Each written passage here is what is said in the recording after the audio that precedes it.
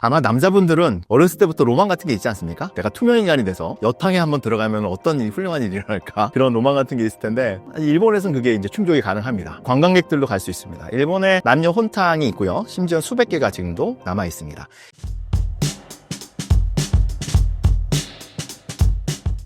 일본은 아직도 남녀 혼탕이 있다고 하는데 사실인가요? 아마 남자분들은 그냥 제가 어렸을 때부터 로망 같은 게 있지 않습니까? 내가 투명인간이 돼서 여탕에 한번 들어가면 어떤 일이 훌륭한 일이 일어날까? 그런 로망 같은 게 있을 텐데 하여튼 뭐 성적 환타지일 수도 있고요. 일본에서는 그게 이제 충족이 가능합니다. 관광객들도 갈 수 있습니다. 일본에 남녀 혼탕이 있고요. 심지어 수백 개가 지금도 남아 있습니다. 옛날에 훨씬 더 많았다 그러더라고요. 기본적으로 일본은 목욕 문화가 되게 발달한 곳이잖아요. 일단 기본 날씨가 되게 습합니다, 일본은. 그리고 되게 이게 꿉꿉하고 그래서 목욕을 할 수밖에 없는데 더군다나 화산지대이기 때문에 그런 천연 온천들 그런 데 되게 많아요. 그래서 자연스럽게 거기에서 목욕을 같이 하면서 혼용 문화들이 형성이 됐다고 합니다. 그래서 이 혼용 문화가 쭉 이게 있었고, 그래서 에도 시대 때도 이게 좀 금지령 같은 게 좀 내리고, 유교들이 들어오니까. 그 다음에 메이지 유신 이후에는 이제 서양 사람들 보기 부끄럽다고 본격적으로 금지를 시켰음에도 불구하고, 지금까지도 그런 혼용 문화가 좀 남아 있습니다. 혼용 문화가 남아 있는데, 이게 좀 재밌죠. 일본은 혼용 문화 남아 있어서, 그러면 제가 가봤습니다. 한번 가보신 분들 꽤 있을 겁니다. 일본은 그런 어떤 관광 코스도 좀 있고요. 그러니까 그런 남녀 혼탕에 들어갈 수가 있는데 여러분들 혹은 제가 어렸을 때 상상하던 그런 분위기는 전혀 아닙니다. 일단은 대부분의 그 혼탕들이 일단 들어가면 뽀얗습니다. 수증기가 엄청 많아가지고 사실은 저같이 눈 나쁜 사람들은 한 치 앞도 안 보이는 그런 상황들이 벌어지고 대부분은 남자분들이 많고요. 그리고 여자분들이 가끔 들어오시면은 이제 그 할머니들 이렇게 좀 나이 좀 드신 분들이 들어오시고 일본은 실내 모기탕뿐만 아니라 롯텐브루라 그래가지고 저 야외 온천들도 사실 남녀 혼탕들이 있거든요. 지금 옛날에는 뭐 다 이렇게 자연 상태로 만났다 그러는데 요즘 같은 경우는 남자들 같은 경우에도 약간 그런 팬티식 그런 것들이 옷이 구비돼 있고 여성들도 약간 원피스 비슷한 그런 옷을 입고 가기도 하고요. 뭐 그런 식으로 좀 이렇게 혼탕 문화가 아직도 남아 있습니다. 근데 사실은 이거는 그 혼탕 문화는 일본에만 있는 건 아니라 그러더라고요. 제가 가본 적은 없는데 독일이나 핀란드나 이런 유럽에서도 혼탕 문화가 굉장히 오래전부터 중세시대 때부터 쭉 남아 있었다고 그러더라고요. 저는 이제 제가 여행하는 일본사라는 걸 쓰지 않았습니까? 제가 일본 여행만 수십 번을 갔는데, 뭐 취재로도 가고, 저는 온천을 너무 좋아합니다. 온천을 되게 좋아하고요. 목욕탕도 되게 좋아합니다. 일본 온천이나 일본 목욕탕을 가게 되면 저는 되게 좋은 게 제가 어렸을 때 갔던 그런 옛날 목욕탕 있잖아요. 저희 아버님이랑 같이 가가지고서는 이제 목욕 끝나고 나면 항아리 우유라고 그때 불렀는데, 빙그레 바나나 맛 우유. 상호 뭐 얘기도 돼 있죠? 빙그레 바나나 맛 우유를 항상 먹는 그런 추억이 있었는데, 일본에는 동네마다 그런 목욕탕들이 다 남아있거든요. 근데 지금은 우리는 목욕탕이라는 거 다 사우나죠. 사우나에서 굉장히 이게 현대식 시설이 있고 그러는데, 일본에선 제가 진짜 어렸을 때 갔던 그런 모습들이 그대로 남아있습니다. 너무 재밌는 게, 그리고 또 한 가지 어렸을 때랑 또 다른 건 일본은 그런 혼탕 문화가 있어서 그런지 몰라도 기본적으로 남탕과 여탕이 뚫려 있어요. 와, 그럼 뚫려 있으면 이렇게 보면 되지. 천정이 뚫려 있습니다. 천정이 뚫려 있기 때문에 말소리들이 바로 이렇게 왔다 갔다 합니다. 말소리들이 바로 왔다 갔다 하고 또 재밌는 거는 지금은 이제 우리는 대부분 없어요. 옛날에 그런 게 있었는데 옛날에는 이제 목욕탕 들어가면 처음에 딱 그 목욕탕 정문으로 들어가면 약간 작은 창이 있고 그 창에 이제 일하시는 분이 거기서 이제 받고 그 표를 받고서는 이제 들어갔거든요.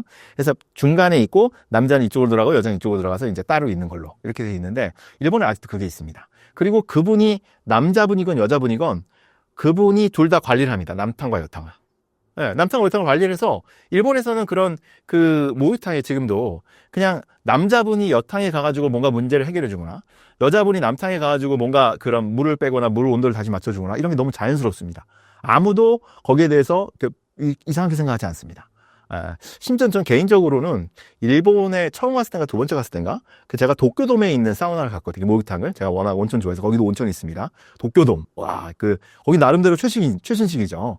그런 최신식이었는데 거기에 그 남탕에서 그 세신사 때를 밀어주시는 분이 여자분들이더라고요. 깜짝 놀랐습니다. 근데 지금도 그런 분들이 그런 식으로 운영이 되는 게 많다고 합니다. 하여튼 뭐 이런 식으로 그 꼭 남녀 혼탕 문화뿐만 아니라 일본에 있는 독특한 목욕 문화를 그런 즐기기에는 재미있는 경험이 일본 온천이나 온천 꼭 아니더라도 일본에 있는 동네 목욕탕에 가면 옛날식 분위기도 남아있고 일본의 독특한 문화도 아마 맛보실 수가 있을 겁니다. 일본은 다양한 성문화가 발달한 성진국이라고 알려져 있는데요. 이유가 무엇인가요? 이것도 제가 좀 충격을 받았던 게 제가 수십 년 전에 처음 일본에 갔을 때 이제 일본 숙소에서 이제 TV를 켰는데 그때는 이제 지금처럼 뭐 손쉽게 소위 말하는 야동을 볼 수 있는 문화가 아니어서 일본에 있는 심야 방송을 봤는데 깜짝 놀랐습니다. 와, 노출 수준이 제가 그냥 혼자 있는데 부끄러워질 정도로 그런 노출 수준이 꽤 있더라고요. 그다음에 또 하나 놀랐던 거는 그래서 이제 그때 일본에 있던 선배랑 같이 이제 도쿄에서 도쿄 투어를 이제 왔다 갔다 했는데 그분이 데리고 간 데가 소위 말하는 그 성인용품샵. 우리는 지금도 그런 거 있죠. 근데 일본에서 그때 성인용품샵이 건물 하나를 통틀어가지고 성인용품샵이 쫙 있는 그런 놀라운 경험들을 해가지고 야, 이 진짜 대단한 거 아닌가. 그렇게 놀랐습니다. 더군다나 더 놀랐던 거는 그때 이제 가부키초라고 도쿄에 가부키초라고 있는데 거기에 여러 가지 종류의 술집들이 있거든요. 그 중에 한 군데가 소위 말하는 호스트바였죠. 그래서 일본의 호스트들, 일본 호스트들이 쭉 사진이 붙어 있었는데 놀라웠던 거는 순위가 매겨져 있더라고요. 1등은 되게 크게 붙어 있고 2, 3등은 좀 작게 붙어 있는 겁니다. 아니, 우리 같았으면, 호스트바까지는 뭐 예를 들어 이해를 하더라도 그게 자기 사진이 이렇게 딱 붙어 있으면은 뭔가 약간 부끄럽지 않을까? 약간 그렇게 생각을 하는데 일본에서 그게 되게 자연스럽더라고요. 네, 자연스러워가지고 되게 약간 놀랐습니다. 그러고 보면 진짜 일본은 참 성진국이 아닌가. 그 다음에 이제 책을 보고 뭐 이렇게 다니면서 이렇게 이야기를 들어보면 굉장히 다양한 풍속업체라 그러거든요. 풍속산업, 성산업이라고 안 부르고 풍속산업이라 그러는데 굉장히 다양한 뭐 이런 그런 그 종류의 그런 풍속산업들이 있는데 근데 일본은 좀 특이한 게 되게 이중적입니다. 일본에서 포르노가 불법이라는 사실 혹시 아십니까? 이상하죠? 야동의 나라 일본에서 포르노가 불법입니다. 그러니까 일본에서는 성기가 그냥 노출이 안 되고 반드시 여기에 모자이크 처리를 해야 된답니다. 성기가 그대로 노출되는 거 불법이고요. 예를 들어서 풍속산업으로 굉장히 뭐 여러 가지 스타일의 뭐 이렇게 마사지샵 뭐 이런 것들이 굉장히 많은데 그럼에도 불구하고 그 성매매는 불법입니다.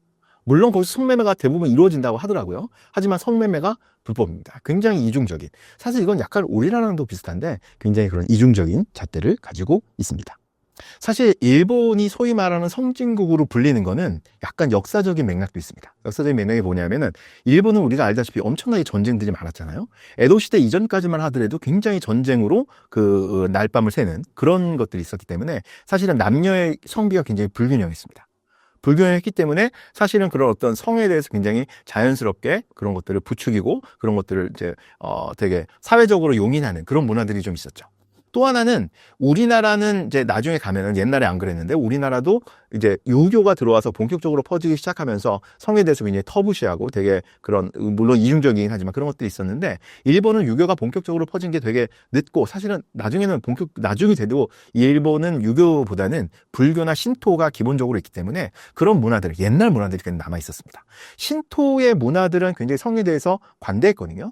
신토 재밌는 거는 신토의 우타가키라는 신토의 축제가 있는데 그거는 어떤 축제냐 하면 남녀들이 이렇게 즐겁게 놀다가 눈이 맞으면 바로 이제 여기저기서 뭔가를 하는 그런 축제들이 굉장히 근대까지도 그대로 이어지는 그런 것들을 우타가키에서 그거를 만나서 하는 것들이 굉장히 자연스럽게 용인되어지고 거기에서는 막 그 아이들을 이렇게 막 낳고 이러는 게 굉장히 그게 자연스러운 그런 것들이 있었죠.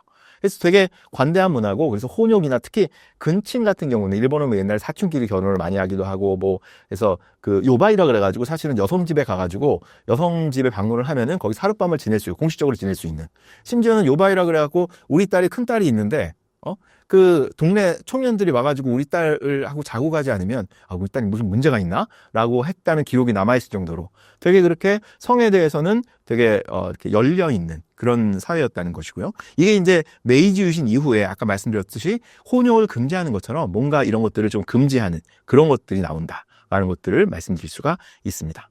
사실 이거는 좀 뿌리가 깊어요. 일본의 천지창조 신화를 보면 우리나라는 그 당군 신화 되게 근엄하지 않습니까? 할아버지가 딱 나와가지고 일본의 천지창조 신화는 안 근엄합니다.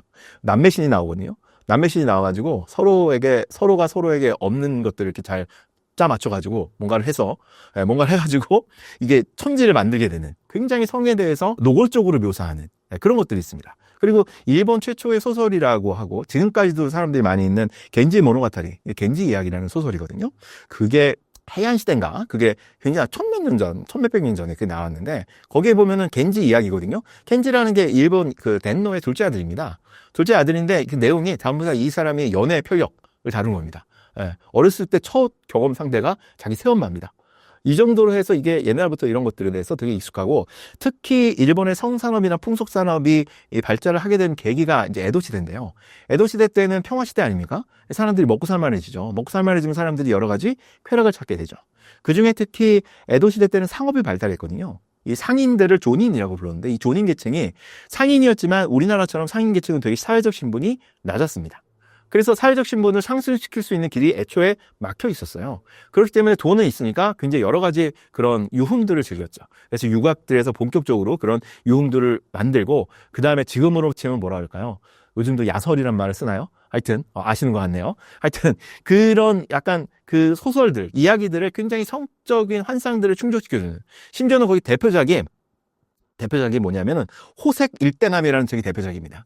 이게 심지어는 제가 뭘 읽어보진 않았는데 내용을 지금 보니까 이 호색 일대남은 정말 호색이 일대남인데 수천 명의 여성들과 관계를 맺는 그 장편 대하소설로 있다 그럽니다. 이 정도로 굉장히 그 성에 대해서 관대하고 성에 대해서 여러 가지 그런 즐기는 그런 문화들을 만들어냈습니다. 이게 꼭 근데 이건 일본만 그렇진 않은 거죠. 그렇다 그래서 뭐 일본이 역시 성진고, 역시 일본은 짐승에 가까워 이렇게 하는 것보다는 사실 일본만 그런 게 아닌 게 그 신토에서 굉장히 그런 성에 대해서 관대했던 거는 그리스에서도 신전 매춘이라고 보통 부르거든요. 옛날에 이제 매춘이라는 말을 안 쓰니까 지금으로 치면은 신전 성매매죠. 신전에서 일하는 그 신녀들이 거기 찾아오는 남성들과 관계를 맺고서는 그 돈으로 신에게 제물을 바치는 그런 것들은 그리스에도 있었고요. 그다음에 근친혼들은 뭐 중동이나 우리나라도 옛날에 고려에서도 많이 있었고요. 이런 것들이 옛날에는 다 세계 각국에 있었는데 그런 것들이 여러 가지 사정에 의해서 유교가 들어오거나 뭐 여러 가지 사정에 의해서 좀 바뀌고 일본은 그런 것들이 아마도 좀 많이 남아있다라고 보시면 될 것 같습니다. 일본인은 바람을 많이 피운다는 속설이 있는데요. 사실인가요? 제가 자료를 좀 찾아본 적이 있습니다. 자료를 좀 찾아보니까 설문조사, 그러니까 뭐 공식적으로 그게 딱 나와 있는 건 아니어서 설문조사를 뭐 일본의 한 뭐 인터넷 뉴스 사이트에서 2020년인가 설문조사를 한 게 있는데 거기서 성인 남녀 한 1,몇백 명을 대상으로 설문조사를 했더라고요. 그래서 지금 뭐 연인 관계를 맺고 있거나 아니면 배우자가 있는 분 중에 그냥 파트너 이외의 분들이랑 성관계를 한 적이 있느냐 물었더니 이게 한 40% 정도가 나왔다 그러더라고요. 와, 40%는 좀 많은 건가? 제가 지금 감이 안 와서 그래서 다른 나라 자료들을 좀 보니까 예를 들어서 유럽 같은 경우에 프랑스나 뭐 이런 나라 같은 경우는 그 한 40~50% 막 이렇게 나오기도 하고요. 거기는 뭐 옛날에 68혁명이라는 게 있었는데 그게 또 뭐 성혁명이라 그래갖고 뭐 프리섹스다 뭐 이렇게 가지고 그런 게 있으니까 미국도 좀 찾아봤는데 미국은 오히려 좀 되게 보수적인 그래서 20% 정도. 그래서 재밌는 거는 일본 같은 경우는 남녀의 비율이 거의 비슷했거든요. 거기서 나왔을 때는. 근데 이거 하나만 가지고 뭐 얘기하는 그러니까. 근데 그 프랑스도 그렇고 미국도 그렇고 남성의 비율이 좀 얼뜻 높은. 그런데 우리나라도 이게 있더라고요. 이게 재밌었습니다. 이게 심지어는 라이나 생명이라는 좀 큰 데서 성인 남녀 1,000명 이상을 대상으로 조사를 했는데 이 자료가 좀 이게 2016년인가 이게 나왔는데 여기서 보면은 남성이 50%, 여성이 9%. 야, 우리나라는 확실히 바람이 남색 훨씬 더 많이 피는구나라는 그런 생각이 있었습니다. 하여튼 이런 것들을 보면 그런 그 일본 사람들이 특히 더 뭔가 그런 배우자나 파트너를 두고 매도를 더 많이 한다 이렇게 볼 수는 사실은 없는 것 같고요. 그런데 좀 요인이 이거는 사실은 뭐 재미로 볼 수 있는데 어디 크게 뭐 설명을 할 수 있을 것 같지는 않고 이거 찾다가 좀 더 뭔가 좀 의미 있는 자료들을 하나 봤는데 2018년인가요?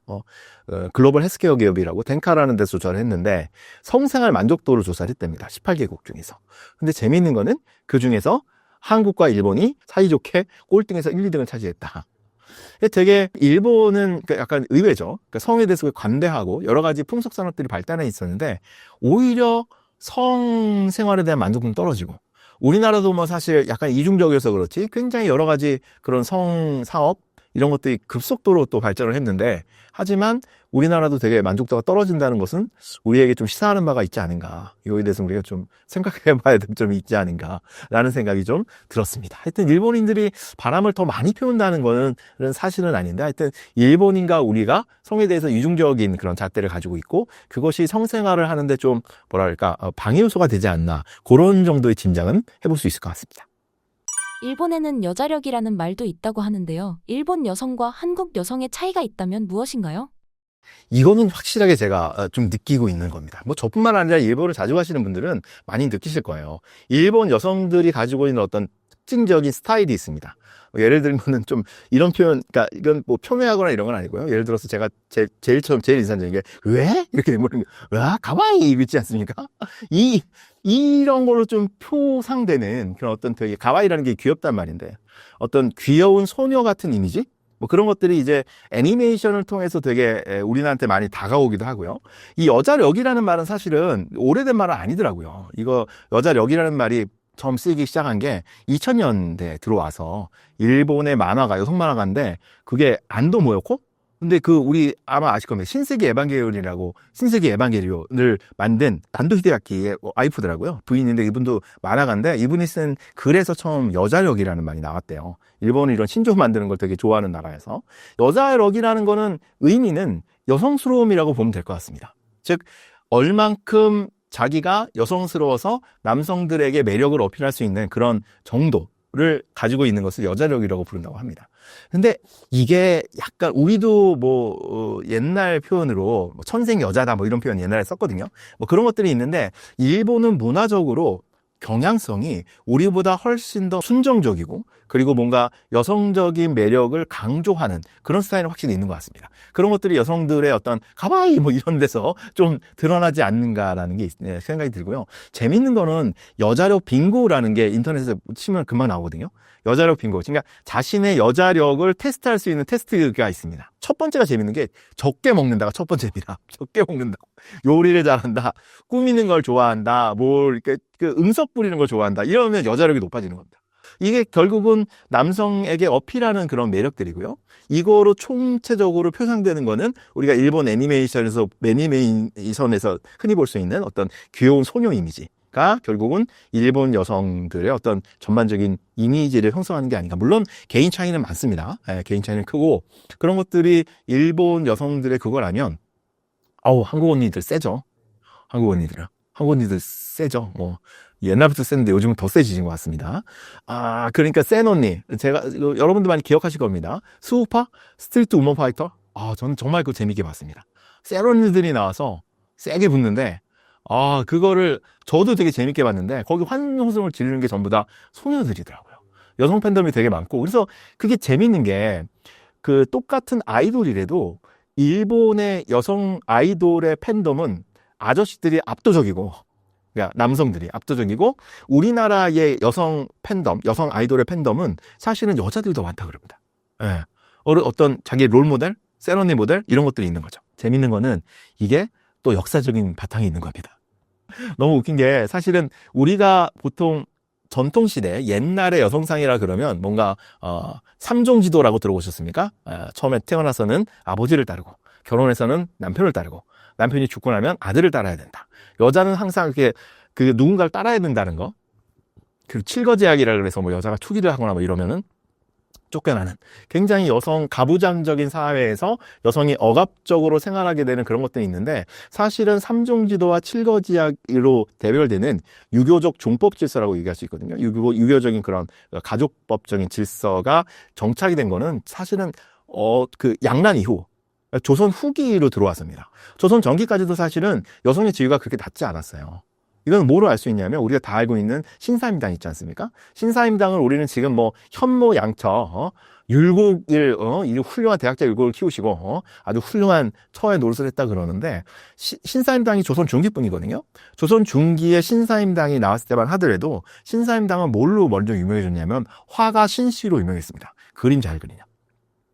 아버지가 신사임당을 총회해서 되게 이뻐야 저거 딸바보죠, 딸바보 해가지고선 신사임당한테 엄청나게 교육들을 많이 시켜요. 심지어는 신사임당이 이제 남편 이원수랑 결혼을 할 때 그 아버지, 친정아버지가 이원수한테 야, 내가 딸을 정말 애지중지 키웠는데 너 결혼하면은 우리 집에 들어와서 살게. 그래가지고 집을 그냥 하나 줍니다. 예. 그래서 거기서 이용욱이 태어나요. 그러니까 조선 중기까지만 하더라도 그러니까 장가를 가는 게 일반적이었습니다. 지금은 시집을 오는 거죠. 근데 장가를 가는 게 일반적이었습니다. 장가를 가서 장가 간 사람들이 그런 그 처갓집 살이를 기본적으로 하고 거기에서 아이를 낳아가지고 어느 정도 키운 다음에 그 다음에 이제 분가를 하든지 뭘 하는 겁니다. 예. 그게 고려시대 때도 그렇고 조선 전기까지만 해도 일반적이었고 그렇기 때문에 아이들은 훨씬 더 외갓집이 되게 친근하겠죠. 외갓집에서 컸으니까. 외갓집도 친근하기도 하고. 그래서 율곡도 외갓집에서 태어났고, 즉, 오죽헌에서 태어나고, 오죽헌이 이제 강릉에 있는 신사임당 본가니까, 거기서 태어났고, 거기서 자랐고, 또 하나는 조선 중기까지만 하더라도, 재산을 남녀 구분 없이 공평하게 나눠줬습니다. 이거는 그 자료로 다 남아있는데요. 이건 율곡 분재기라 그러거든요. 그걸 재산을 그 분할해서 나누는 기록들인데, 이게 부모님이나 아버님이나 돌아가시면 그 자녀들이 모여가지고 재산을 공평히 나눕니다. 공평히 나눠가지고 그 기록으로 남깁니다. 기록을 남겨가지고 딱 사인하고, 그래서 그 기록으로 남겨가지고 출가 외인, 지금 이제 그게 조선 후기로 들어가면은 출가 외인이기 때문에 장남한테 몰빵을 주고, 그 나머지는 뭐 차남한테 조금 주고, 시집가는 딸한테는 안 주고 막 이랬는데, 그 전까지만 하더라도 공평하게 나눠줬다라는 것들을 우리가 알 수가 있습니다. 고려시대 때는 더 했거든요. 고려시대 때는 사실은 이혼도 좀 자유로웠고요. 뭐 지금처럼 자유롭다 이런 건 아니지만. 심지어는 고려 때는 그 이혼한 과부, 애딸인 이혼한 과부가 왕비가 되는 경우도 있었습니다. 예, 그런 이혼을 하거나 뭐 이런 것들이 크게 결혼하는데 그렇게 결핍사유가 아니었던 거죠. 예. 특히 고려시대 때는 재미있는 기록이 고려사라는 책에 나와 있는데, 고려사라는 책에 보면 박유라는 그런 관료가 나오거든요. 박유라는 관료가 왕한테 무슨 얘기를 하냐면, 우리가 이게 일부 일처제만 너무 하니까 이 사회가 퍽퍽해지고 좀 안 좋다. 그래서 시집을 못 가는, 남자가 아무래도 좀 부족하다 보니까, 나 시집 못 가는 여자도 있으니까 우리가 처첩제, 즉 처벌 두도록 허용해야 된다라는 건의를 합니다. 그래갖고 고려사회가 발칵 뒤집힙니다. 그래서 그 고려사회에 있는 그 여성들이 모여가지고 이 말도 안 된다라고 그러고, 하루는 박유가 연동회라고, 이제 고려는 불교나라였으니까 연동회를 갔다가 저놈이 박유다라고 누가 소리치는 바람에 거기서 막 해가지고 거의 죽을 뻔했다는 그런 기록이 남아있을 정도로 사실은 여성들의 지위가 그렇게 낮진 않았습니다. 물론 이거를 지금처럼 여성과 남성이 평등하다 그러면 안 됩니다. 당연히 여성은 그 관직에 나갈 수도 없었고요. 여러 가지 제약이 있었지만 조선 후기에 있었던 굉장히 그런 굉장히 억압적인 것들과는 대비되는 그런 전통이 남아 있었다는 거고, 그런 전통이 이제 오늘에 와서 다시 살아난 것일 수도 있죠. 여기에 비하면 일본에 있는 그런 소녀들은 되게 수동적이고 그런 것들이 남아 있습니다. 이것도 약간 조심스러운 게, 그래서 우리나라가 훌륭한 나라고 일본은 나쁜 나라 이렇게 생각하면 안 되고요. 항상 모든 것들이 문화적인 것에서 어떤 그런 역사적으로 그런 선택들을 해온 게 누적이 돼서 문화적인 것들이 남아 있어갖고 그런 경향성들이 있는 거고, 장단점이 있다고 생각을 하셔야 됩니다. 그래서 제가 좋아하는 그 책 중에 선을 넘는 한국인, 선을 긋는 일본인이라는 책이 있습니다. 문화심리학자 한민 선생님이 쓰신 건데 되게 재밌습니다. 뭔가 제목을 들으면 딱 필이 오지 않습니까? 한국 사람들은 선을 그어놓으면 넘죠. 예. 봐가지고 아무도 안 보면 바로 넘죠. 예. 그리고 막 때려지어서 넘기도 하고 막 그러는데, 일본 사람들은 선을 그어서 절대 안 넘는다는 겁니다. 이게 어떤 그런 그 문화심리학이라 그러는 그런 학문에서 이런 것들을 경향적으로 볼 수 있다라고 이야기를 합니다. 근데 제가 나름대로 일본에 오랫동안 다니고 일본 사회를 옆에서 본 입장에서는 되게 맞는 지적 같아요. 극적으로 드러나는 게, 일본은 고베 대지진이나 이런 게 있을 때 세계가 극찬을 했죠. 이게 진짜 이 무너지는 와중에 사람들이 줄을 서고요. 절대 뭐 상점 약탈, 물도 물론 상점 약탈 같은 건 안 하는데, 상점 약탈 같은 건 미국에서라면 벌써 했을 거를 안 하고, 정말 일본인들이 어마무지하게 딱 그걸 지키는 거. 이런 것들이 바로 선을 딱 그어서는 넘지 않는 거죠. 하지만 이게 늘 좋은 건 아닙니다. 이게 동일본 대지진일 때는 일본에 있던 그 상당수의 분들이 집에 고립되어 있다가 심지어 굶어 죽는 일이 벌어졌거든요. 그러니까 선을 그어 놓으면은 올 때까지 기다리는 거죠. 그리고 심지어는 거기는 그 국가로부터 뭐를 받는 게 우린 너무 당연하죠. 그래서 국가가 뭐 시원치 않다 그러면 전부 다 모여가지고 선을 넘어서 국가를 관공서를 가거나 그래가지고 막 뭔가를 시위를 하고 막 이러는데, 일본은 절대 그렇지 않습니다. 그래갖고 일본은 딱 선을 그어놓고 올 때까지 기다리고, 국가가 나한테 뭘 해주는 것도 내가 국가한테 폐를 끼쳐서 그냥 감사한 마음으로 받아야지 이렇게 생각을 한답니다. 그렇기 때문에 이게 되게 안 좋은 방식으로 나타난 거죠. 뭐 우리도 마찬가지죠. 그래서 우리도 이런 선을 넘는 게 굉장히 발빠른 대응이나 이런 다이내믹한 역동성으로 나오는데 아시다시피 그러면 피곤해지죠. 인생이 피곤해집니다. 아주.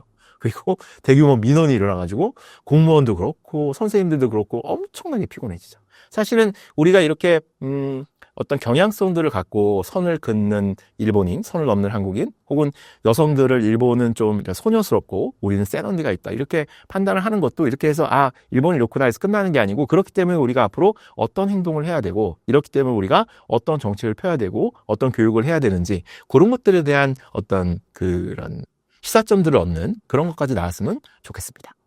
최근 뉴라이트라는 말들이 많이 들리는데요. 뉴라이트는 무엇인가요? 뉴라이트라는 말이 뉴스에도 많이 나오고, 그게 뭐 사실 윤석열 정권 들어서면서부터 뉴라이트라는 말이 많이 나오기 시작했는데, 사실은 뉴라이트는 이제 영어는 쉽죠. 뉴, 새로운, 라이트, 라이트는 이제 오른쪽이죠. 보통 우리가 우익이라고 얘기하죠. 우익, 좌익은 다 아실 겁니다. 프랑스 혁명 때 뭐 이렇게 급진적인 애들은 왼쪽에 있었고, 그 보수적인 애들은 오른쪽에 있어서 우익과 좌익이 탄생했다고 그러는데, 하여튼 그럼 뉴 라이트는 뭐냐? 그럼 새로운 우익, 새로운 보수주의죠.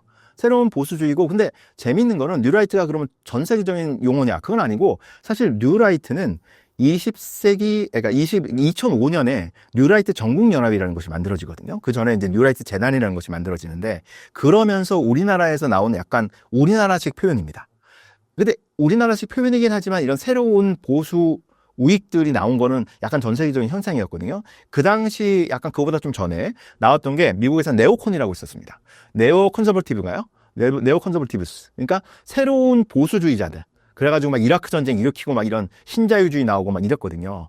그런 것들이 나와서 전 세계적인 현상이지만 우리나라에서의 뉴라이트는 독특한 측면이 있습니다. 어떤 거냐면, 일단 뉴라이트니까 올드라이트에 반대해서 나온 거겠죠? 그러면 올드라이트는 뭐냐? 올드라이트는 자기들을 올드라이트라고 안 불렀겠죠? 그냥 그 전에 있었던 우리나라 소위 말하는 보수 우익, 혹은 요즘으로 치면 애국우파라 그럴까요? 뭐 그런 분들은 하나의 이름밖에 사실 없다고 볼 수 있습니다. 뭐냐면 방고. 자나깨나 방공. 방공이 제일의 국시. 거기서는 뭐 친일 문제도 별로 불거지진 않았고요. 그러니까 내놓고서 뭐 일본을 뭐 열심히 해야 된다 이런 얘기들을 안 했고요. 그러니까 사실은 시장주의보다도 오히려 방공이라는 하나의 이데올로기로 딱 뭉쳐져 있는 집단이었습니다. 거기에서 뉴라이트가 나오면서 방공은 일단 기본이고, 물론 방공은 깔고 가고, 그러면서 그 당시 유행하고 있었던 신자유주의가 또 들어오고, 그다음에 시장 경제를 굉장히 긍정하고, 시장을 굉장히 그런 중요시하는 그런 것들이 나오면서 뉴라이트라는 게 우리나라에 생긴 어떤 흐름입니다. 근데 뉴라이트가 두 가지로 나눠봐야 됩니다. 뉴라이트는 정치 운동이기도 하고요. 그 다음에 뉴라이트는 또 하나는 학문적인 운동이기도 합니다. 정치와 학문이 만났어요. 이거는 뭐냐면 사람들이 만난 겁니다. 뉴라이트라는 게 태동이 된 거는 90년대 후반이라고 보통 보거든요. 90년대 이제 들어오면서 뉴라이트가 나타난 거는 뭐냐면, 뉴라이트의 정치적인 측면이 나타난 겁니다. 정치적으로 뉴라이트가 나타났는데, 새로운 보수주의가. 이게 나타난 거는 명확합니다. 소위 말하는 주사파 운동권들, NL이라고 보통 불리는 주사파 운동권들이 90년대에 들어와서 사회주의권이 몰락하고, 그러다 이제 80년대 말에 소련이 이제 무너지고 이러면서 뭔가 새로운 길을 모색을 하면서 새로운 방향을 찾으면서 뉴라이트라는 이름을 갖고 옵니다. 전향을 하기 시작하죠, 사상적으로. 이제 유명한 사람이 지금도 항상 요즘은 뭐 진짜 대권 후보로 이름이 거론되는 김문수, 지금은 무슨 뭐죠? 그 장관이죠. 고용노동부 장관. 뭐 이런 분들. 그다음에 그 당시 유명했던 게 강철 김용환이라고, 강철 소신이라고, 저도 그 대학 때 열심히 읽었는데, 하여튼 그런 운동권 문서를 많이 쓰면서 주사파의 거의 원조라고 할 수 있는 그런 분들이 대거 전향을 하면서, 보수 우익으로 전향을 하면서 자신들을 뉴라이트라고 부릅니다. 이게 정치적인 흐름이고요. 여기에 결합을 한 게 학문적인 학자들이 결합을 해요. 어떤 학자들이냐 하면은 소위 말하는 식민지 근대 발언, 식민지 시기를 거치면서 우리가 굉장히 근대화가 됐다. 그 전까지는 식민지 시기는 우리는 고통스럽고 우리한테 있어서는 안 될 거였고, 우리가 정말 다 우리가 나쁜 놈들한테 지배당한 시기였는데, 알고 보니까 식민지 시기를 거치면서 우리가 굉장히 근대화가 됐을 뿐만 아니라 이후에 우리가 한각의 기적을 일으킬 수 있었던 그런 원동력도 사실 식민지 시기에 만들어졌다. 아이고 거기다 공장 세우고 그리고 무슨 체계를 바꾸고 근대적 법률 체계 들어오고 그러면 어떤 일이 벌어지느냐? 그러면 식민지부터 시작해서 쭉 우리가 새로운 이런 흐름들이 있으니까 이승만 정권, 박정희 정권 다들 훌륭하게 산업화 이런 것에서 되게 훌륭한 분들이다. 이런 식의 어떤 독재를 약간 미화한다 그럴까요? 그런 부분들이 들어옵니다. 이런 부분들이 들어오는데 이분들의 하나의 흐름이 있습니다. 이게 안병직이라는 분이랑 그다음에 요즘 이영훈 교수님 같은 경우는 이제 반일 종족주의라는 그런 무지막지한 책을 쓰셔가지고 아주 그냥 유명해지셨는데 그 전부터 되게 유명한 분들이었습니다. 사실은 이분들이 이제 낙성대 연구소라는 게 있는데 심지어는 제가 이제 대학 다닐 때 이분들이 한창 이제 연구를 하고 막 이랬는데 이분들이 진짜 나름 경제사가들인데 경제학사를 하신 분들인데 거기에서 정말 훌륭한 제가 기억하고 정말 훌륭한 학자들이었거든요. 연구 성과가 어마어마합니다. 예. 연구 성과가 정말 보면은 기가 찰 정도로 이거를 인간이 했나 막 이럴 정도로 어마어마한 연구 성과를 내시면서 그런 것들을 했는데 이분들이 재밌는 게 정치권들에서 전향을 했다 그랬잖아요. 주사파에서 이제 뉴라이트로 이분들도 전향을 합니다. 이분들의 원조라고 볼 수 있는 게 안병직 선생이라는 분인데 안병직 교수님이 그때 이분이 애초에 주장했던 건 식민지 반봉건론입니다. 식반론이라고 보통 부르는데 식민지 반봉건 뭐냐면 식민지 사회는 근대화는커녕 봉건 사회에 머물러 있었다. 완전 봉건은 아니지만 거기서 뭐 이제 근대적인 체계도 들어오고 그러는데 반봉건 반 정도 봉건이니까 방점 어디 찍혀있냐면 봉건입니다. 봉건. 일본이 들어와서 해준 거 없고요. 일본이 들어와가지고 우리가 계속 이게 정체가 돼 있다가 해방이 되면서 확 이제 잘 좋아졌다 이렇게 하는데 그거를 폐기를 합니다. 스스로. 그러면서 그거를 폐기를 하고 근대화론을 들고 나와서 식민지 근대화론으로 갑니다. 이것도 약간 전향이 있습니다. 예. 근데 이거는 어디까지나 이때만 하더라도 어떤 학문적인 그런 거였고, 근데 이분들이 뉴라이트 재단을 만들고 이분들이 정치권이랑 합류를 하면서 2005년도에 뉴라이트 재단이 만들어지고 그다음에 뉴라이트 전국연합이라는 단체가 만들어지면서 정치적인 이데올로기와 학문적인 뒷받침이 된 것이 나면서 나름대로의 어떤 체계를 형성을 합니다. 그게 바로 한국의 뉴라이트가 되는 것입니다. 한국의 뉴라이트가 됐는데 그때 또 정치적 상황이랑 맞물려 있습니다. 이게 2005년에 나왔는데 2004년도에 그때 탄핵 역풍, 노무현 대통령의 탄핵 역풍이죠. 탄핵 역풍이 불면서 노무현 대통령이 주도했던 열린우리당이 과반수를 차지합니다. 그러면서 막 보수의 위기 오면서 막 보수들이 위기가 됐는데 그때 신선하게 뉴라이트라는 뭔가 새로운 보수의 바람이 불면서 이분들이 굉장히 어떤 거기 보수 내에서 새로운 지분들을 차지하죠. 그래서 결정적으로 이명박 대통령을 지원하는데 무심양면 인적 자원을 이렇게 하면서 굉장히 세를 많이 얻습니다. 세를 많이 얻고요. 그래서 이명박 대통령이 당선이 되면서 굉장히 정치권에도 많이 진출을 하고 지금 뭐 예를 들어 신지호 의원인가? 막 그분도 그때 이제 진출한 걸로 알고 있는데 그런 식으로 되게 정치권으로 진출을 하면서 되게 활짝 핍니다. 근데 또 이게 역사의 아이러니가 그러면서 활짝 피니까 그때부터 위기가 시작이 돼요. 원래 이게 먹고 살만해지면 서로 집안 싸움 하지 않습니까? 갈등들이 생겨가지고 되게 굉장히 이 내부적으로 혼란이 생깁니다. 거기가 뉴라이트에서. 그 다음에 결정적으로 이 뉴라이트가 이 식민지 근대화론이나 뭐 이런 것들이 있으니까 이게 굉장히 대중적으로 약간 친일파 이런 식으로 해서 인식이 안 좋거든요. 그래서 되게 이게 내리막길을 걷다가 박근혜 정권 때 무슨 일이 있냐면 국정교과서를 만들죠. 혼인비정상이라는 말씀하시면서 국정교과서를 만들어가지고 국정교과서를 이제 하는데 이분들이 본격적으로 거기에 투입이 됩니다. 왜냐하면 그 당시에 그 한국사학계의 주류들은 당연히 국정교과서 말도 안 되고 그건 유신 시절로 돌아가는 거고 그때 저희도 막 반대 성명 내고 그랬었는데 유신 시절로 돌아가는 거니까 그거는 말이 안 된다 그래서 당연히 다 거부했거든요. 그러면 누구냐? 그러면 평소에 그런 약간 이승남부터 시작해서 이런 것들을 좋아했던 그런 분들이 모여가지고 그걸 만들게 되죠.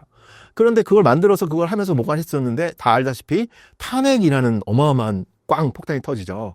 그래가지고 이분들이 사실은 적폐 세력으로 몰립니다. 그래서 국정교과서를 진행했던 그런 사무관에 이런 사람 막 조사받고 막 어디로 한직으로 가고 막 이렇게 되거든요. 그러니까 치명타를 입습니다. 그래서 이분들 뉴라이트라는 게 굉장히 거의 사라져요.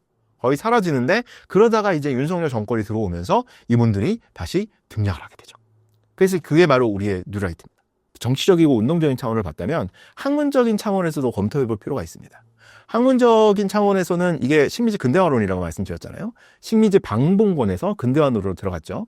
그러면 이게 그냥 정치적 목적에 있어서 돼 있느냐? 그건 꼭 아닙니다. 나름대로의 연구 성과를 가지고 자기들이 근대화론을 주장을 한 거죠. 사실 여기에는 약간 그 이전까지의 어떤 민족주의 역사학이랄까요? 이런 부분들의 책임론도 조금 있습니다. 뭐냐면 그 보통 그때의 주류 사학계에서 주장했던 거는 일제가 얼마만큼 식민지 시기에 우리나라를 못 살게 굴고 수탈을 했느냐, 보통 수탈론이라고 이제 부를 수 있다면 그런 것들에 이제 연구를 하고 그런 것들을 중점적으로 하고, 왜냐하면 그때는 식민사학을 극복하는 그런 문제가 있었기 때문에 굉장히 그런 거에 천착을 합니다. 그래가지고선 여러 가지 자료들을 그러니까 여러 가지 그 논문들을 발표하고 그걸 하는데, 사실은 그거의 그 뭐랄까 사실성, 그런 어떤 학문적 원민함이 떨어졌어요. 왜냐하면 목적이 들어가면 그렇지 않습니까? 일본이 나쁜 놈들이라는 거를 얘기를 하고 싶은데 자료가 좀 부족해. 그러면 대충 이 정도면 됐을 거야. 그래서 예를 들어서 가장 문제가 된 것 중에 하나가 토지수탈론 중에 하나인데, 동양터키 주식회사가 토지조사 사업하면서 우리나라 토지의 40%를 먹었다, 뭐 이런 게 교과서에 실리거든요. 사실은 근거가 없습니다. 그게 근거가 없는 거예요. 근거가 없는데 그게 실리면서 좋은 비판의 표적이 되는 거죠. 야, 이게 수탈론 말도 안 돼. 그런 것들이 몇 가지가 있습니다. 섣부른 수탈론이 사실은 식민지 근대화를 부른 측면이 있죠. 근데 여기까지만 해도 그럴 수 있죠. 그러면 있을 수 있고, 그러면 뭐 당연히 그들의 비판이 나옵니다. 그리고 또 한 가지 비판이 식민지 근대화론에서 해서 얘기하는 것 중에 하나가, 우리는 토지도 뺏기고 쌀도 뺏기고, 토지는 토지 조사 사업으로 뺏기고 쌀은 소위 말하는 산미 증산 운동으로 해갖고 우리나라 많이 생산해서 다 이렇게 수탈해 갔다 그러는데, 수탈이 아니고 수출인데? 라고 얘기를 합니다. 왜냐면 수출이었거든요. 그냥 뺏어간 거 아닙니다. 일본에 그럼 우리나라에 생산한 쌀을 군사랑이나 이런 데서 엄청나게 실어 갔을 때, 그럼 그냥 가가지고 총칼로 뺏어왔냐? 아니고요. 다 돈 주고 샀습니다. 돈 주고 샀기 때문에, 야, 이거 수탈 아닌데? 그리고 심지어는 그거 해가지고 우리나라 그 지주들은 떼부자 됐는데? 그런 것들이 나오는 거죠. 그래서 그런 것들이 이제 되게 그런 게 식민지 근대화론의 어떤 그런 학문적 근거들로 이제 이게 되는데, 사실은 여기는 굉장히 따져봐야 될 게 있습니다. 논쟁이 붙습니다. 논쟁이 붙을 수 있죠. 그러면 수출 후 수탈이 아니냐? 그러면 조선 농민들은 그 소작농들이 이제 문제가 되는 건데, 거의 뭐 쌀을 못 먹고 소작 비율이 그때 50%가 넘어갔고 막 7, 80% 소작료를 내게 되고, 그러면 그 사람들은 쌀을 수출을 안 할 수 있는 권리가 있냐? 없거든요. 그럼 내야 되니까. 내면은 그 쥐주들이 모아가지고 뭐 합니까? 그걸 다 팝니다, 일본에.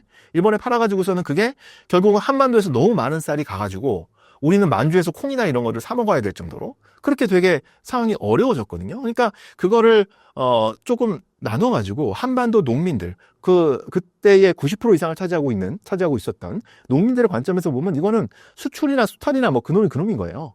예. 그러면 그것들이, 그러면 일본의 입장에서 보면 또 일본 농민들이 그것 때문에 타격을 받거든요. 한반도에 싼 값에 쌀이 들어오니까 자기들도 먹고 살기 힘들거든요. 그렇기 때문에 이게 수출이기 때문에, 이게 경제를 발전시켰기 때문에 이거는 근대화가 돼서 이렇게 됐다고 보기가 어려운 거죠, 사실은요. 근데 이거는 굉장히 이거는 그 논쟁의 여지가 있습니다. 논쟁의 여지가 있었고, 또 하나는 식민지 근대화론에서 얘기하고 있는 그런 일제시대 때에 굉장히 그런 발전이 많았다, 경제 성장률이 막 이렇게 되고, 왜냐하면 이분들은 주로 경제사학자들이니까 통계 같은 거 되게 좋아하시거든요. 어마어마한 통계들을 내면서 일제시대 때 연애 뭐 3.25%, 3.7% 성장을 했고 막 이런 거 딱 합니다. 그랬을 때도 사실 그 통계를 해석하는데도 논쟁의 여지가 있습니다. 예를 들면은 1910년대에 조선총독부에서 만든 통계는 그게 과연 믿을만한지에 대해서 논쟁의 여지가 있습니다. 예. 그게 신뢰성이 좀 떨어져요. 그리고 1940년이 넘어가면은 일본이 전시경제체제로 들어가지 않습니까? 그럼 우리나라 다 빼가지고 전쟁에다 몰빵을 하는데, 그러면 당연히 이게 경제가 되게 어려워지죠. 그거는 통계에서 뺍니다. 이게 특수 상황이니까 빼야 돼. 그거 왜 빼? 그것까지 하면은 일제시대 때 되게 발전했다고 볼 수 없는 걸? 이런 얘기가 나오고, 또 하나 중요한 거는 한국전쟁을 거치면서 우리나라 공업시설의 90%가 파괴되거든요. 그 일제시대 때 해놓은 게 있어? 남은 게 있어야지, 우리가. 더군다나 분단되면서 나머지 그나마 뭐 수풍댐이라는 거 북쪽에 있었고, 우리는 있는 것도 없는데, 그럼 도대체 일본이 한 게 뭐야? 우리나라한테 뭐를 했어? 이렇게 되는 거죠. 사실 이거는 논쟁의 여지가 좀 있는 거죠. 논쟁의 여지가 있고, 그 다음에 거기서 뉴라이트에서도 주장하는 것들은 식민지 근대화론뿐만 아니라 이승만 국부론, 건국절 논쟁, 이런 거 건국절 논쟁, 이거 하면서 이승만 훌륭하고 국부가 되고 막 이러면서 하는데, 이거는 사실 이게 뭐 이렇게 자세하게 하는 것보다도 그냥 하나가 있는 게, 이승만 대통령님께서 훌륭하게 대통령이 되시고 그때 뭐라 그러냐면 이제 대통령 대우서 연설이, 우리나라가 지금 이제 드디어 부활했다. 30년, 대한민국 30년이다. 1919년이 우리나라 이제 원년이다라고 얘기를 해요. 그래갖고 사인을 하는 게 대한민국 30년 해갖고 대통령 이승만 사인을 해요. 근데 이승만 대통령은 대한민국이 탄생을 한 게 1919년이라고 얘기를 한 거예요. 공식적인 기록으로 남긴 거예요. 근데 뭐 거기에 대해서 이제 얘기를 하죠. 역사는 또 해석의 나름이니까. 그렇다면은 이게 굉장히 논쟁의 여지일 수 있고, 건국이라는 게 뭐가 되느냐. 이거는 사실 논쟁의 여지가 있다고 생각을 할 수 있습니다. 근데 이런 것들을 얘기를 하는 게 정치적인 목적이 너무 큰 거예요. 정치적인 목적이. 그렇기 때문에 이걸 학문에서 정치적으로 넘어가서 이걸 주장하기 시작하면은 이거는 학문적으로 어떤 논쟁을 통해서 정리되거나 소위 말하는 좀 더 나은 결론으로 나갈 수가 없습니다. 없어요. 그게 참 제가 생각하는 문제예요. 근데 처음부터 이랬냐? 그게 아니거든요. 제가 좋아하는 책이 하나 있는데 고종 황제 역사청문회라는 책이 있습니다. 그 2005년도에 나왔거든요.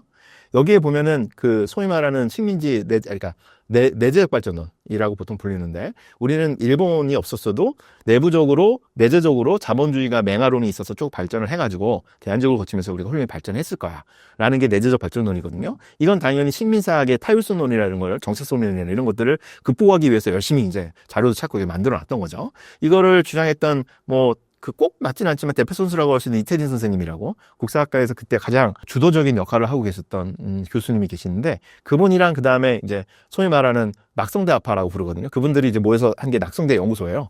낙성대는 서울대 옆에 있는 대학이 아니고요. 낙성대는 서울대 옆에 있는 그 강감찬 장군이 태어났다는 그런 곳입니다. 별이 떨어진 데가 낙성대입니다. 거기서 이제 그걸 하셨나 봐요. 낙성대 연구소에서 그걸 하셨던 분들 중에서 김재우 교수님인가 해가지고서 논쟁이 붙어요. 교수신문이라는 데 논쟁이 붙습니다.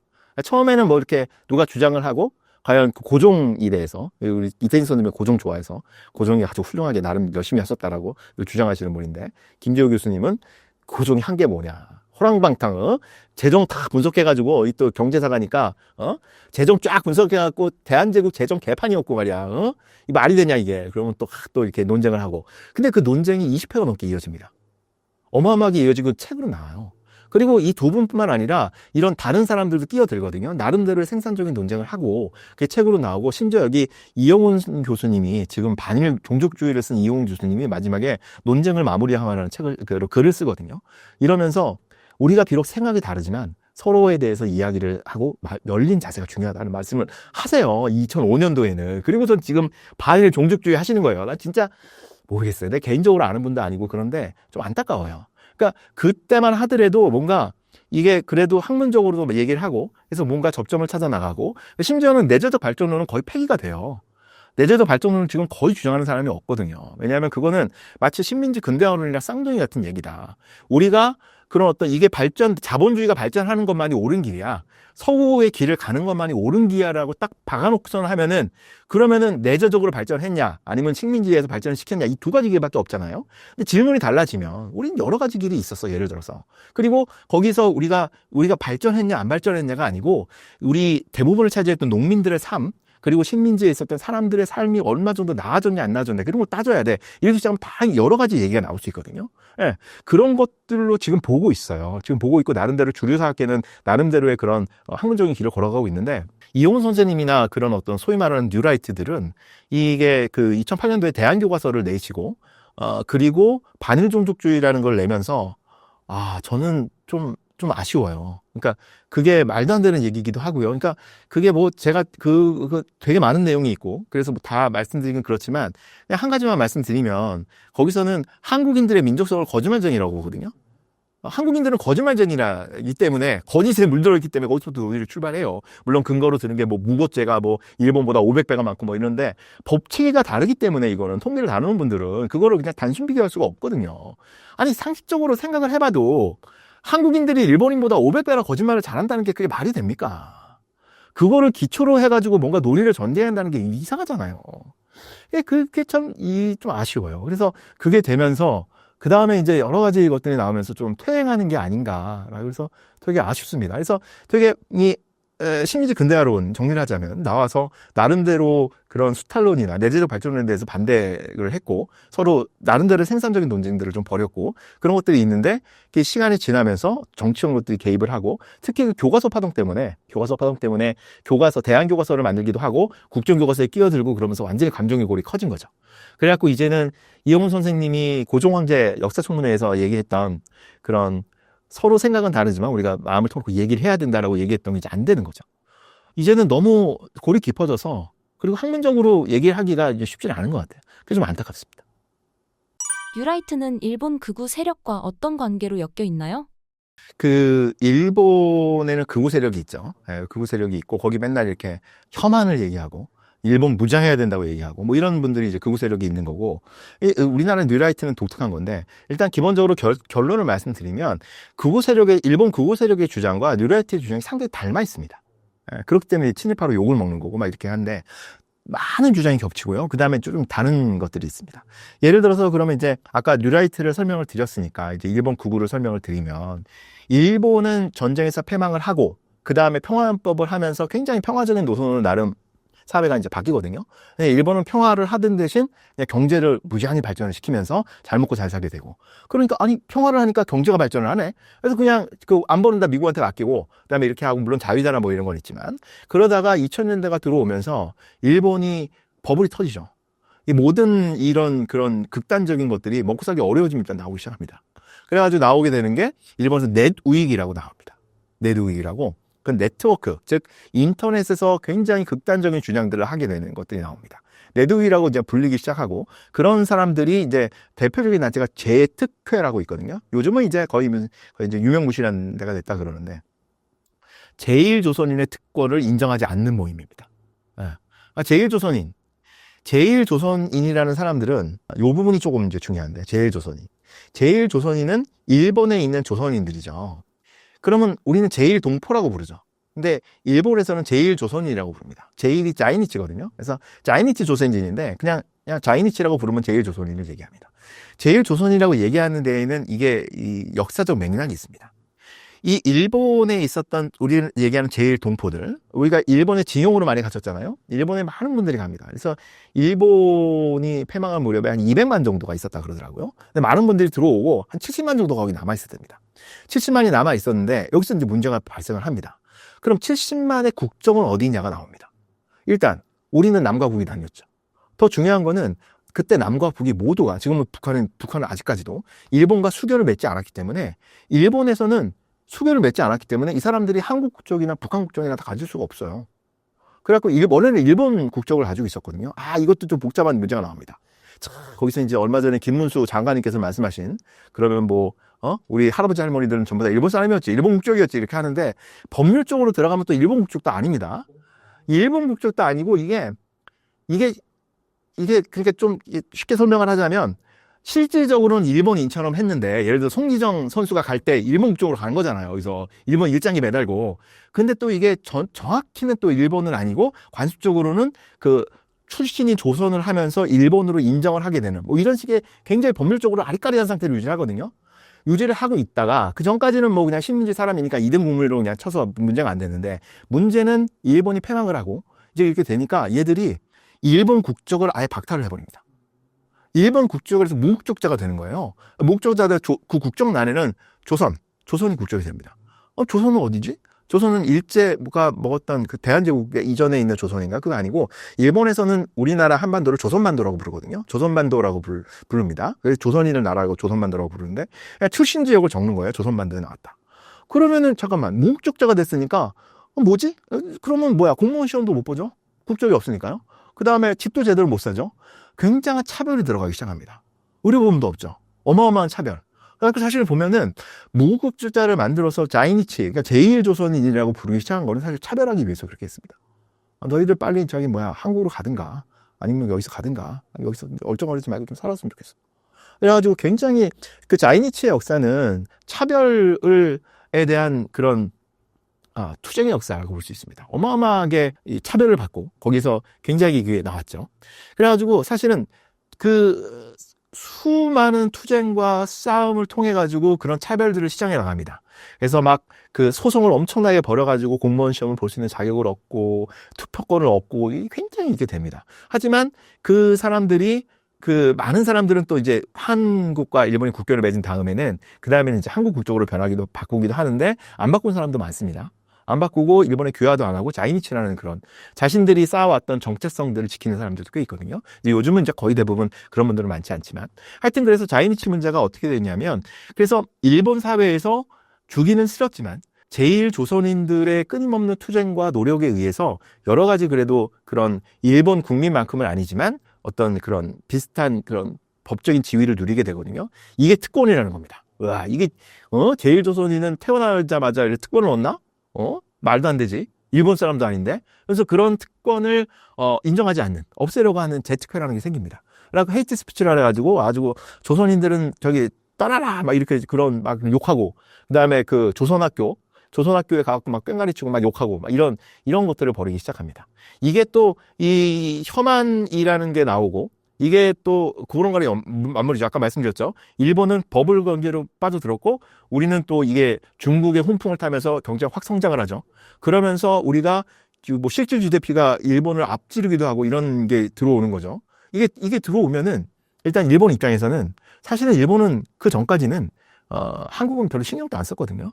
한국은 뭐 그냥 이런 말은 뭐 동남아에 있는 나라들이랑 비슷한. 우리 사실 그러니까 우리도 그게 뭐 폄훼하는 게 아니고 좀 멀잖아요. 동남아 가깝긴 하지만 우리가 여행이나 가는 곳이지. 예를 들어서 그분들은 별로 신경을 안 쓰는데 일본은 별로 신경 안 썼거든요. 어느 날 갑자기 더군다나 옛날에 식민지였고 어느 날 갑자기 얘들이 컸네. 근데 너무 잘 컸네.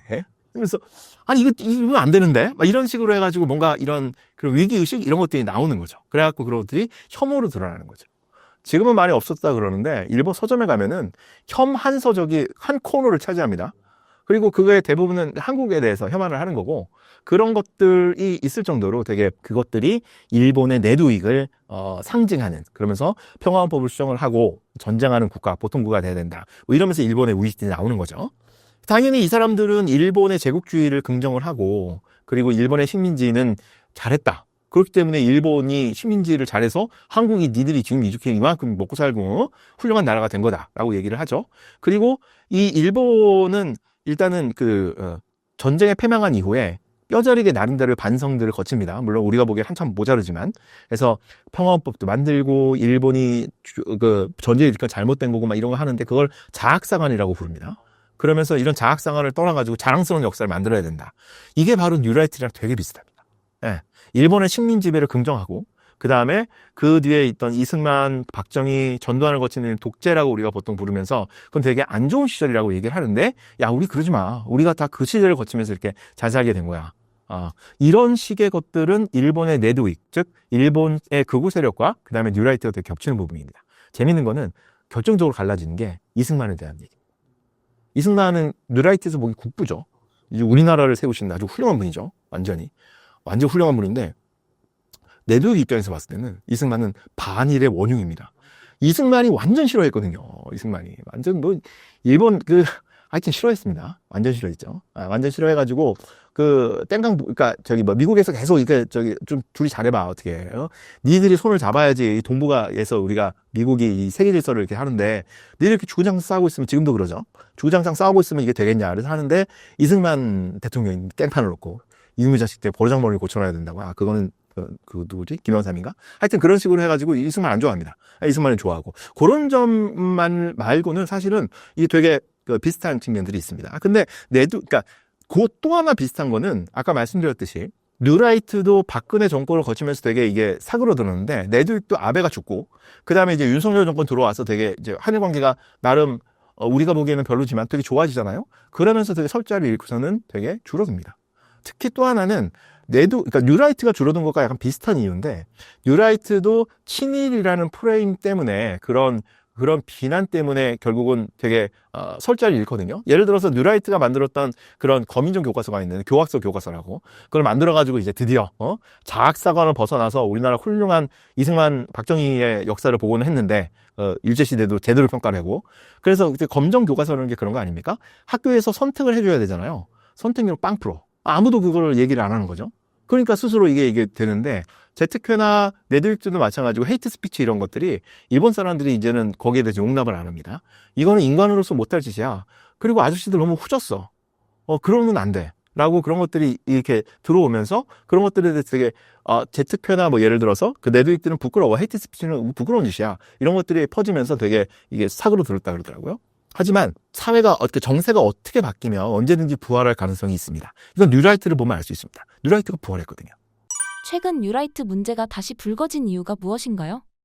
뉴라이트가 박근혜 탄핵을 거치면서 적폐 세력으로 막 총산대산돼서 막 조사받고 막 이러면서 되게 이제 완전히 이제 아무도 자기를 뉴라이트라고 얘기하지 않는 뭐 그런 분위기가 됐는데, 윤석열 정권이 들어오면서 뉴라이트 활동을 했던 사람들이 그 소위 말하는 그 역사 관련 그런 그 기관장의 요직에 앉게 됩니다. 보통 뭐 3대 요직이라고 보통 부르는데 구사평천위원회, 한국학중앙연구원, 그다음에 동북아역사재단, 여기에 전부 다 뉴라이트를 했던 분들, 활동을 해갖고 그 반일 종족주의를 같이 공동 집필한 김남현 선생 같은 경우에는 한국학중앙연구원 연구원장이 되고, 그다음에 그 해방 전후사의 재인식이라고, 해방 전후사의 인식이라고 옛날에 유명한 그 민족주의적인 그런 어떤 책이 있었는데, 그런 거에 대해서 안티테제로 나왔던 그런 책을 집필했던 박지한 선생님. 근데 재밌는 건 박지한 선생님 영국사거든요. 영국사 전공자인데, 그분이 동북아 역사재단.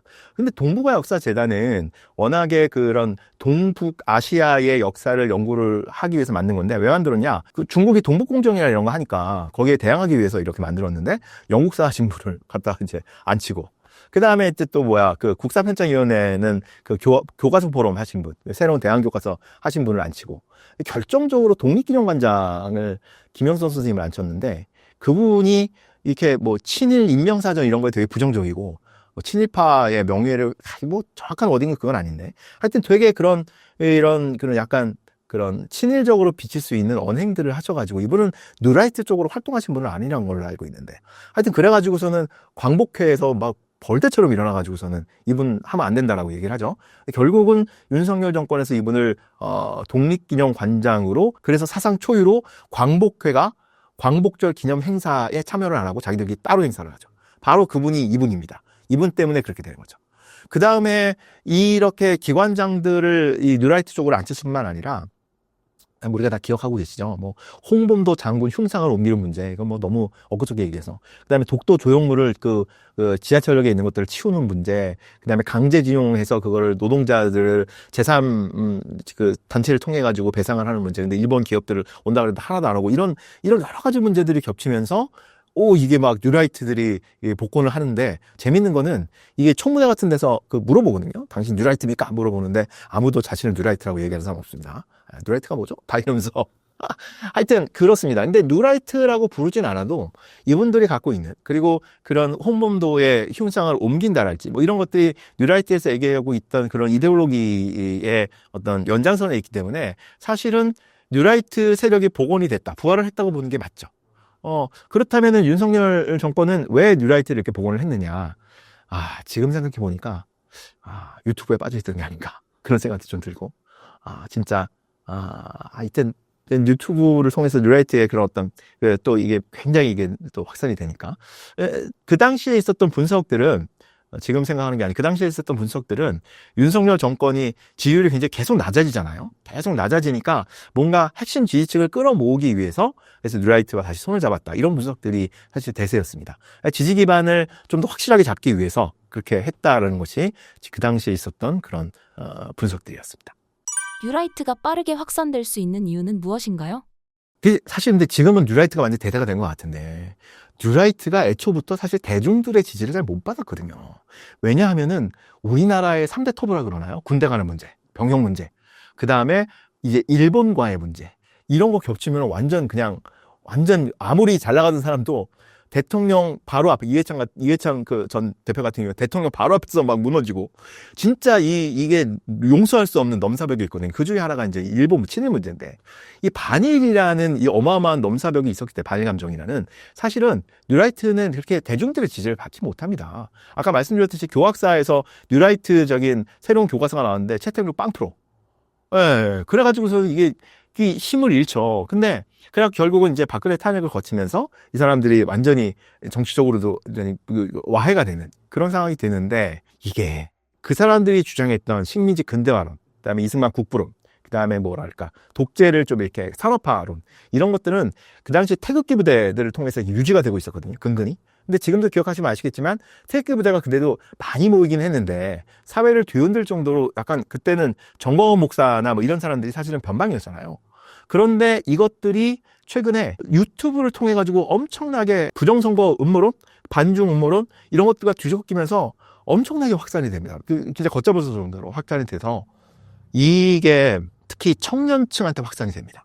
청년층 확산이 되는데 이게 그전까지는 뉴라이트에서 아무리 뭐를 해도 사실은 반일 감정이라는 그런 굳건한 뭐 예를 들어 넘사벽 그게 좋은지 안 좋은지는 또 다른 문제입니다. 그런 것 때문에 세를 얻지 못하고 있다가 지금은 뉴라이트라는 이름은 아니지만 뉴라이트에서 주장했던 핵심적인 그런 이데올로기들 그런 주장들은 굉장히 많이 대중적으로 퍼져나가게 되는 계기가 됩니다. 여기에서 저희가 지금 얘기를 하고 싶은 게 한 가지가 있는데 책이 하나 있습니다. 책이 하나 있는데 개소리는 어떻게 세상을 지배하는가라는 책이 있습니다. 이 미국 책인데 미국의 이런 철학자들과 정치학자들 이 개소리는 어떻게 세상을 지배하는가라는 책을 쓴 분은 심지어 퓰리처상을 탄 이런 언론인이기도 하고요. 훌륭한 분인데 이분들이 개소리에 대해서 그러니까 영어로 하면 불쉿입니다. 불쉿에 대해서 얘기를 하기 시작합니다. 뭐냐면 트럼프가 당선을 보면서 이게 뭔가 기존의 이론으로는 해석이 안 되는 거죠. 기존에는 그러니까 거짓과 개소리를 구분하기 시작합니다. 거짓과 개소리를. 거짓말을 하는 것은 거짓말을 누가 한다는 것은 굉장히 진실이라는 거를 인정하는 것이고 뭔가 되게 여러 가지로 노력을 하고 뭔가 그럴듯하게 보이려고 하는 것이고 그래서 거짓말은 깨기가 쉽습니다. 왜냐하면 그 사람 거기 그 거짓이 가지고 있는 거짓성을 폭로하면 되는 것이거든요. 왜냐하면 거짓말을 주장하는 사람과 진실을 주장하는 사람도 다 같이 어떤 진실이라는 거에 대한 그런 감각, 인정들, 기준들은 있거든요. 근데 그게 없어지고 개소리가 나왔다고 얘기를 하는 겁니다. 개소리는 뭐냐면 애초부터 진실 따위에는 진리 따위에는 관심이 없습니다. 거기서 관심이 있는 건 오직 하나.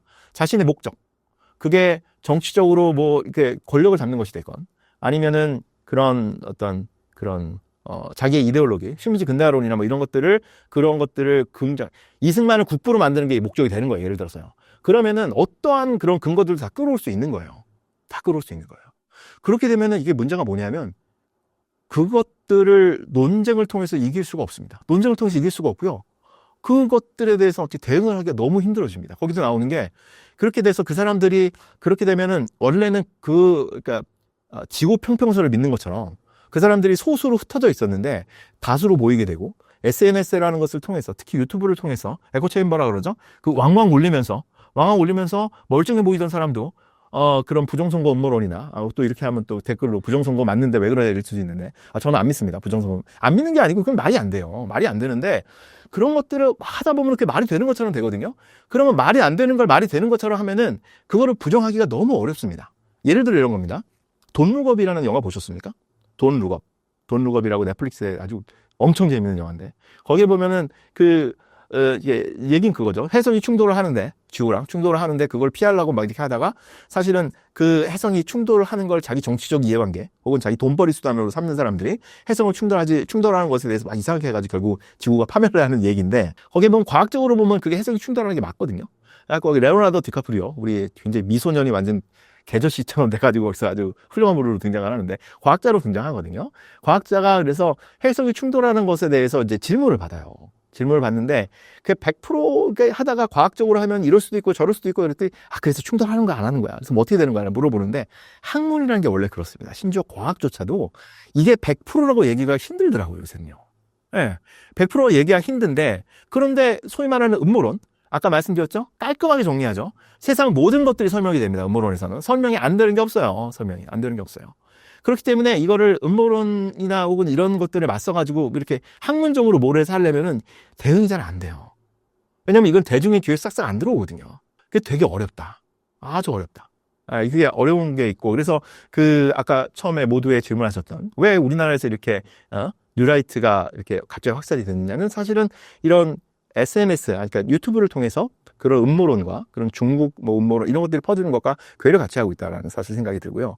사실 여기에는 민족주의 역사학의 문제도 있었습니다. 아까 말씀드렸듯이 그 식민지 근대화론이 나오게 됐던 게 그 수탈론이나 뭐 이런 데서 얘기했던 어떤 엄밀하지 못한 자료의 인용들 이런 것들이 그런 것들이 등장하는 것들을 빌미를 줬던 것처럼 사실은 민족주의 역사학에서 예를 들어 친일 인명사전을 만들고 이렇게 하면서 이런 것들이 어떤 그런 무리한 자료 아까 제가 말씀드렸죠. 이게 식민지 근대화론이나 아니면 뉴라이트나 아니면 이런 음모론이 그게 개소리죠. 개소리라고 부르는 거는 딱 목적을 정해놓고 여기에 관련된 건 아무거나 갖다 쓰거든요. 예. 그렇잖아요. 뭐, 반박을 할 수가 없어요. 반박을 하면 또 딴 거 갖다 쓰고 막 이러니까 반박을 할 수가 없어요. 예. 그렇기 때문에 그것들이 약간 근데 소위 말하는 민족주의 역사에서도 그렇게 그런 부분들이 없잖아 있었습니다. 예를 들어서 그런 역사를 이거 좀 조심스럽긴 한데 민족문제연구소에서 만든 100년전쟁이라는 영화가 있습니다. 100년전쟁은 뭐냐면 100년 동안 전쟁을 벌인 거예요. 한반도에서. 누구랑? 우리 이 김구 선생님, 이 독립운동가, 안중근, 김구, 그다음에 윤봉길, 그다음에 이 장준하, 민주화, 독립민주화 투사들이 다 한쪽에 있고요. 그다음에 저기에는 이승만, 이승만은 친일까지는 아닌데 하여튼 뭐 이렇게 나라를 이렇게 굉장히 이렇게 안 좋게 만드는 이런 사람들이 쭉 있습니다. 독재들이고 이완용부 퇴사에서 이런 사람이 쭉 있어가지고 이제 박정희, 전두환까지 쭉 오고요. 이 선의 어벤져스 히어로들과 이 악의 무리들이 싸우는 게 100년 동안이라고 그러거든요. 그러면은 사실은 이건 자체가 사실은 문제가 좀 있을 때 제가 보기에요.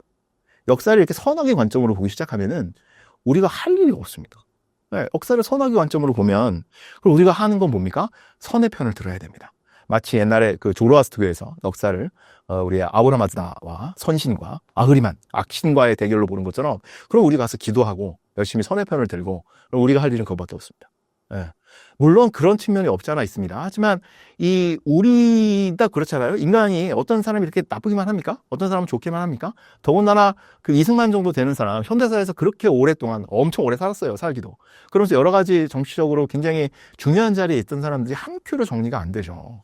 그렇기 때문에 이거를 이렇게 나눠가지고 이거는 선의 무리기 때문에 이거는 우리가 다 이렇게 있고 이건 악의 무리기 때문에 이렇게 다 이렇게 하면은 이거는 자연스럽게 거기서 구멍이 생길 수밖에 없고요. 그 구멍을 삐짓고 뭐가 들어가냐면 아니야. 알고 봤더니 여기가 선이었어.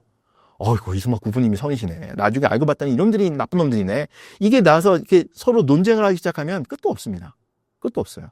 네. 그렇게 되기 때문에 이게 되게 처음부터 좀 질문이 잘못된 게 아니냐. 그러니까 그 역사에 던지는 질문이 누가 착한 사람이고 누가 나쁜 놈이냐. 누가 우리 편이고 누가 나쁜 놈 편이냐, 누가 아군이고 누가 적군이냐고 묻기 시작하면은 답이 안 나옵니다. 한 발자국도 나갈 수가 없어요. 오히려 그것보다는 질문을 바꾸자. 그러면 뭐 이놈도 좋고 저놈도 좋은 거냐? 그게 아니다. 그러면 왜 그런 선택들을 했냐? 이승만은 여기선 그런 선택하고 저기선 저런 선택을 하고 이렇게 무엇이 잘못됐냐? 그러면 그때 어떤 상황, 뭐 사람이 이상한 놈일 수도 있고요, 뭐 상황이 이상할 수도 있고요. 그거를 반복하지가 않기 위해서는 우리는 뭐를 바꿔야 되고 법을 어떻게 바꿔야 되고 이런 식으로 좀 질문을 바꿔야 되지 않냐라고 그러는데. 아까 말씀드렸듯이 이거는 이렇게 섹시하지도 않고 확 들어오지도 않고 이렇기 때문에 좀 어렵습니다. 사실 어려운데 그럼에도 불구하고 우리가 이런 식으로 좀 그걸 바꿔 나가야 된다 라는 게 저희 생각입니다. 앞으로 한국인들이 올바른 역사관을 가지기 위해서는 어떻게 해야 한다고 생각하시나요? 올바른 역사관이라는 개념이 서면은 그러면 한국인들은 올바른 역사관, 나는 올바른 역사관을 가져야 돼. 역사를 잊은 민족에게는 미래가 없어. 우리는 올바른 역사를 가져야 돼. 그럼 올바른 역사니까 나머지 역사는 다 올바르지 않은 역사잖아요. 이 역사가 하나가 아니거든요. 제가 좋아하는 팟캐스트 중에 만인만세 역사 공작단이라는 팟캐스트가 있는데 젊은 연구자들이 만나서 하는 건데 이게 되게 꼭 여러분 들어봐 주셨으면 좋겠습니다. 저 재밌게 듣고 있는데 만인만세 역사 공작단이라는 얘기는 만인들이 만색을 가지고 있어요. 역사가 보는 관점에 따라서 다양할 수도 있다는 거예요. 마찬가지 이게 뭐냐면 시대가 달라지면 질문이 바뀌고 역사도 달라지는 거거든요. 예를 들어서 그 20세기 초반에 유행했던 빅히스토리라고 있습니다. 빅히스토리 아마 들어보셨을 거예요. 빅히스토리라는 거는 뭐냐면 역사를 인간의 역사를 이제 사피엔스 같은 경우도 그러니까 그 유발 하라리의 사피엔스 굉장히 이제 공전의 히트를 했던 그 책도 빅히스토리의 어떤 범주거든요. 인간의 역사를 보통 이렇게 인간이 국가를 만들고 뭐 이렇게 문명을 꾸리고 이것부터 시작하는 게 아니고 인간이 태어난 것. 더 한 발짝 더 들어가면은 빅뱅부터 시작해가지고 지금까지의 역사를 전 지구적인 역사, 지구사라고기도 하고요. 빅히스토리, 큰 역사를 보면서 이거를 만들어 나가는 거거든요. 이게 그 데이비드 크리스천이라는 분이 호주분인가?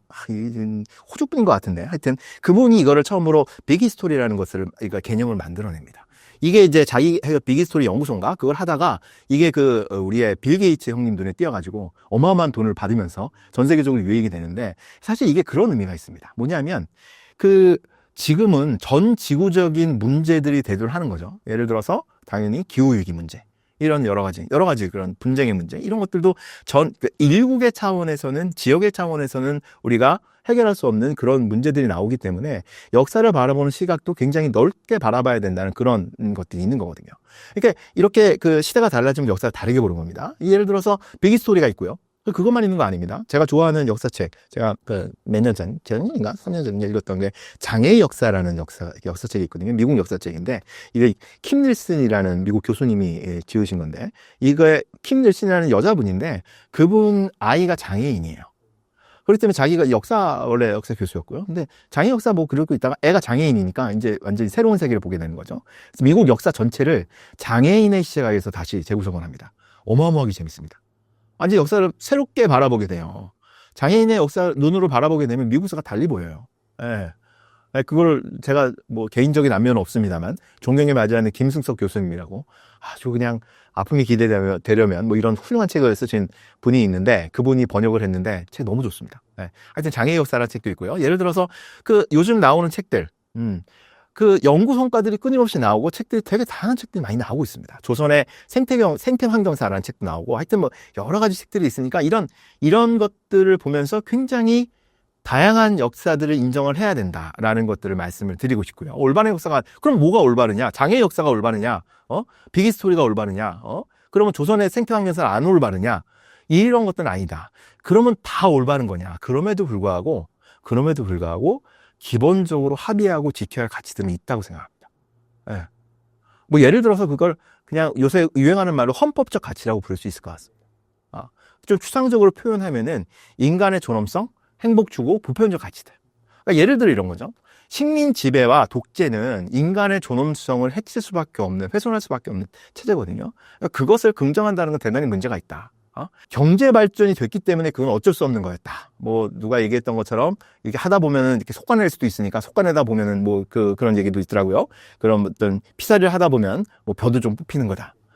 하지만 그것은 인간의 보편적인 가치로 봤을 때 그럴 수 없다는 거죠. 물론 그게 일어났으면 그게 잘못됐다는 거. 그럼 앞으로 다시 그런 상황이 된다면 그렇지 않기 위해서는 법을 어떻게 고쳐야 되는지, 그리고 그거 잘못한 놈은 어떻게 벌을 줘야 되는지, 거기에 대해서 우리가 합의를 하고 만들어 나가야 된다. 역사적으로도 그건 잘못됐다고 기록을 해야 된다. 이런 것들을 합의를 하고 그런 것들을 지켜나가야 된다고 생각을 합니다.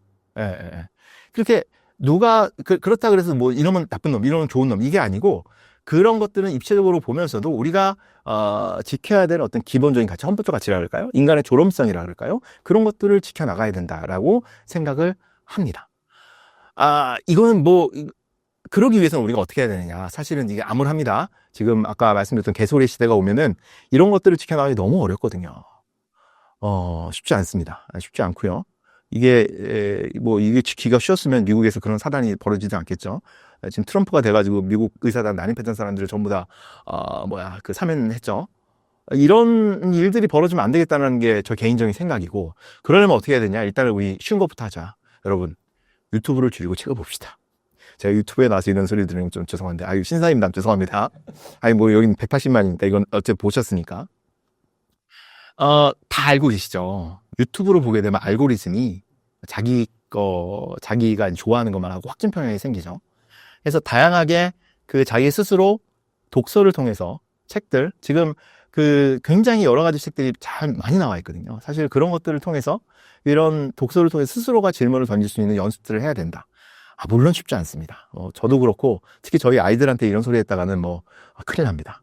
애들 하루에도 이렇게 계속 유튜브를 보고 이렇게 되는데, 그럼에도 불구하고 우리가 이런 근본적인 가치들을 지키면서 우리 사회가 지속적으로 유지될 수 있고, 그리고 우리가 조금이라도 더 살기 좋은 세상, 그리고 조금 더 행복한 것, 이런 것들로 만들어 나갈 수 있으려면 사실은 지금 개인적으로는 유튜브가 굉장한 적이라고 생각합니다. 그렇기 때문에 유튜브에 나와서 나온 것들에 대해서 좀 멀리 하시고, 그렇다 끊을 수는 없으니까 우리가 멀리 하시고, 책을 읽고 비판적으로 생각하고, 종이 잡지를 읽고 종이 뉴스를 보고, 이런 것들에 좀 더 조금씩 더 좀 해보자. 하나만한 소리가 될 수도 있겠지만, 하여튼 그런 것으로 이 마지막 이야기를 마치고 싶습니다. 오랫동안 이야기 들어주셔서 감사합니다.